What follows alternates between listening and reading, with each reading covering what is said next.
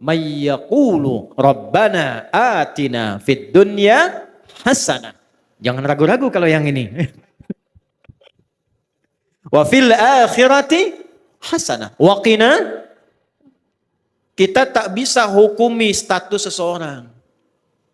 Tak bisa hukumi iman dan baiknya seseorang. Tapi kita bisa melihat tapak dan jejak kebaikan yang ditinggalkan oleh orang itu. Kan kalau ingin lihat orang husnul khatimah, baik atau tidaknya, karena itu husnul khatimah, bukan husnul bidayah. Husnulnya di akhir. Kebaikan tampaknya di akhir. Setelah wafat, tampaklah kebaikan-kebaikannya. Virallah kemuliaan-kemuliaannya. Itulah kemudian yang kita ikuti tapak jejaknya. Maka bagaimana menjadikan semua nilai kebaikan itu punya nilai di akhirat? Karena nanti, mohon maaf, ada orang pun ahli dunia, tapi baik. Jangan salah. Ahli dunia, tapi baik. Cuman sayang kebaikannya tidak disiapkan untuk akhiratnya. Zaman Nabi itu ada orang belum beriman, non-muslim. Baiknya luar biasa. Sedekah ke orang. Sosialnya tinggi. Mengatasi kesulitan orang lain. Bantu memudahkan akses. Maka Sayyidah Aisyah radhiyallahu taala anha bertanya pada Rasulullah, "Ya Rasulullah, wahai Rasulullah, bagaimana status orang ini di akhirat sementara dia ini baik sekali tapi imannya belum ada?"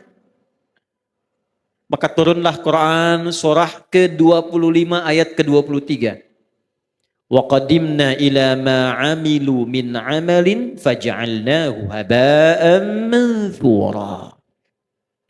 Wa qadimna, naknya li ta'zimin nafsi fi ta'zimin sya'ni. Menunjukkan keagungan Allah pada sesuatu yang sangat penting. Jadi kalau kita terjemahkan dengan tafsir, demi keagunganku dan keadilanku, aku berikan balasan untuk dunianya. Tapi di akhirat dia tidak bernilai. Jadi kalau ada orang berbuat baik untuk dunia, tapi dia tidak siapkan untuk akhiratnya, keadilan Allah menjawab dan membalas kebaikan dia itu di dunia. Tak adil kalau Allah balas di akhirat. Sebab dia berbuat baik dengan hukum dunia. Maka Allah balas pula dengan hukum dunia. Tuh. Baiknya karena dunia, maka diangkat orang itu. Disebut-sebut orang itu. Disanjung orang itu. Ada pula yang mendoakan. Tapi kalau tidak ada kunci akhiratnya, di akhirat kebaikan itu hanya akan menjadi debu yang berterbangan. Detil Al-Quran. Debunya terbang. Kalau terbang kan tak bisa ditimbang. Kalau debunya hinggap, masih ada berat. Tapi kalau debunya terbang, bagaimana menimbangnya? Maka kunci pertama, bagaimana kita menyiapkan bekal ke akhirat tanpa meninggalkan dunia. Yang pertama, rubahlah rutinitas dunia kita menjadi ibadah. Satu. Maka berubahlah perbuatan kita dari sekedar rutinitas amal, punya sifat ibadah namanya soleh. Maka amalnya berubah menjadi amal soleh. Setiap amal yang menjadi soleh, maka dia punya sifat baru namanya hasanah. Ketika amal menjadi hasanah, maka dia punya poin. Poin inilah yang disebut bekal akhirat, namanya ajrun. Yang kita sebut pahala. Pekerjaannya tetap dunia. Tapi pekerjaan dunia ini karena diniatkan menjadi ibadah, amalnya menjadi saleh, perbuatan baiknya diridhai Allah menjadi hasanah, maka setiap hasanah punya nilai akhirat. Dari mana dalilnya? Quran surah ke-6 ayat 160. Man jaa'a bil hasanati falahu 'asyru amthaliha. Setiap perbuatan yang baik yang kita kerjakan dengan niat akhirat menjadi hasanah. Akan dikonfirmasi hasanah ini di akhirat dalam bentuk pahala sebagai bekal pulang. Karena itu doanya, Rabbana atina fid dunya hasanah. Dikonfirmasi hasanahnya di akhirat. Wa fil akhirati hasanah. Nah sekarang, bagaimana cara merubah perbuatan dunia menjadi hasanah, menjadi punya nilai akhirat? Kerjakanlah dengan menggunakan iman. Saya ulangi, pakai iman.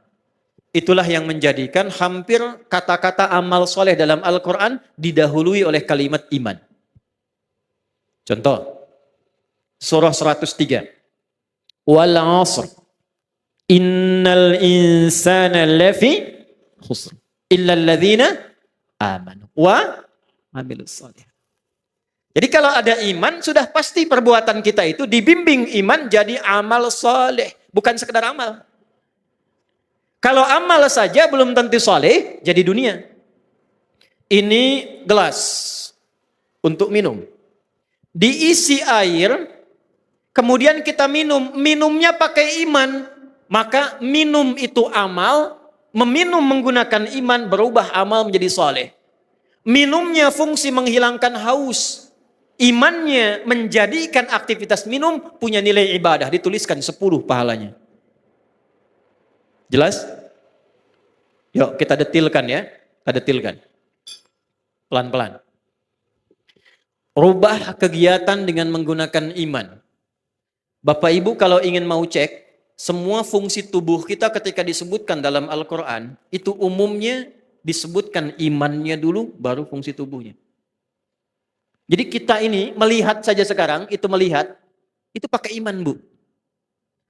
Kalau ingin dapat pahala akhirat. Jadi urusan melihat saja ini ada pahalanya. Urusan bicara pun ini ada pahalanya. Kapan melihat berpahala? Kapan berbicara melahirkan pahala untuk bekal akhirat? Ketika melihat, berbicara, mendengar menggunakan iman. Saya tanya ibu sebentar. Bu, apa fungsinya mata? Tuh, salah kan? Mata bukan sekedar melihat. Kalau melihat saja, itu fungsi dunia, tidak beda dengan hewan. Kambing melihat. Kambing melihat tidak? Melihat. Ayam melihat.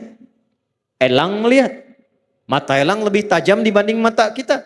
Elang di udara, anak ayam kelihatan. Ibu naik Garuda, anak sendiri tak tampak. Hah? Tapi mata kita dihisab, mata elang tidak.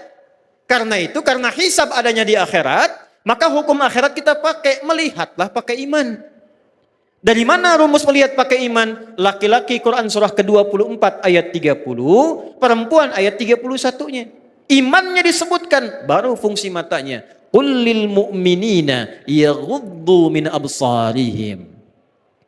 Qul katakan Muhammad, viralkan. Bahasa sekarang viralkan tuh, viralkan. Ya, karena orang sekarang senang yang viral. Ya. Kalau Nabi sudah sampaikan, sudah kita like and subscribe saja. Tidak usah banyak komen, tinggal viralkan. Qul lil mu'minina, Muhammad katakan, viralkan pada pria-pria yang masih merasa punya iman. Awas loh. Bentuknya, awas hati-hati. Isim fa'il dalam bentuk maf'ul, kata benda, bukan kata kerja. Allah tidak mengatakan qul lil ladzina amanu. Allah tegaskan kullil mu'minin. Ketika ada objek, ya, kita yang diminta ini, objek itu kita. Ya, yang diminta oleh Allah, menggunakan kata benda, isim, itu hukumnya lebih kuat dibandingkan kata kerja. Karena benda tidak berubah. Pekerjaan masih bisa berubah. Ya, contoh, ini gelas sampai kiamat kurang 2 hari tetap akan jadi gelas. Tidak akan pernah jadi ayam. Karena benda.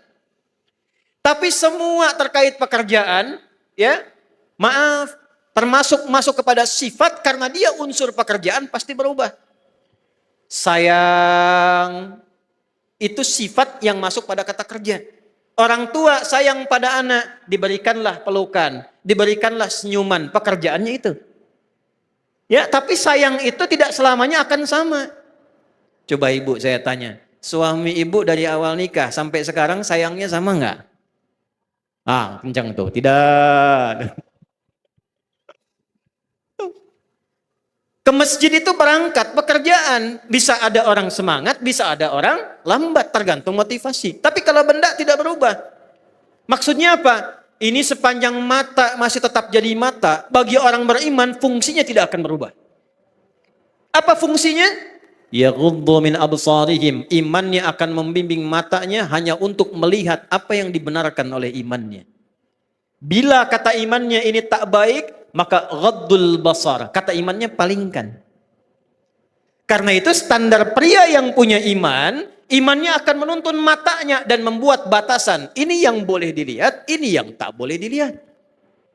Beda dengan yang belum punya iman, semua bisa dilihat. Lisan, dari mata turun ke, oh jangan langsung ke hati aja mbak. Dari mata turun ke lisan, ke mulut nih. Apa fungsi mulut? Mulut ketika disebutkan di Quran, imannya dulu disebut baru lisannya. Ya ayyuhalladzina amanu, imannya dulu. La yashar qaumin qaum.